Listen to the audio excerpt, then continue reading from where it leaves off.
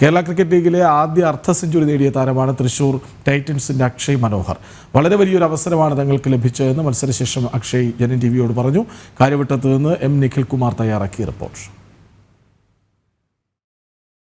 Kerala cricket ലീഗിലെ ആദ്യ മത്സരത്തിൽ തൃശൂർ ടൈറ്റൻസിന് വേണ്ടി മികച്ച പ്രകടനം കാഴ്ചവെച്ച് അർദ്ധ സെഞ്ചുറി പൂർത്തിയാക്കിയ അക്ഷയ് മനോഹറാണ് നമ്മുടെ കൂടെയുള്ളത്. അക്ഷയ്, ഇന്നത്തെ ഒരു മത്സരം എങ്ങനെയുണ്ടായിരുന്നു? ഇന്നത്തെ അർദ്ധ സെഞ്ചുറി പ്രകടനത്തെ എങ്ങനെ നോക്കുകയാണെന്ന്? നല്ലൊരു മാച്ചായിരുന്നു.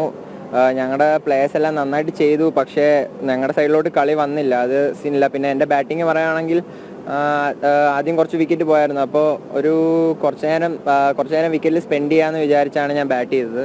അപ്പോൾ അവസാനം ഒരു 20 ഓവർ ഫുള്ള് ബാറ്റ് ചെയ്ത് കഴിഞ്ഞാൽ എൻ്റെ ടീമിനെ എനിക്കൊരു 150-160 മേളിൽ എത്തിക്കാൻ പറ്റുമെന്നൊരു വിശ്വാസം ഉണ്ടായിരുന്നു. സോ അതാണ് ഞാൻ ട്രൈ ചെയ്തുകൊണ്ടിരുന്നത്.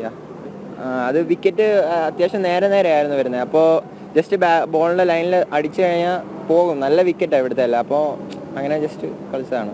എസിൽ ഒരു ടൂർണമെന്റ് നിങ്ങൾക്ക് എത്രത്തോളം ഒരു എക്സ്പോഷർ നൽകുന്നുണ്ട്?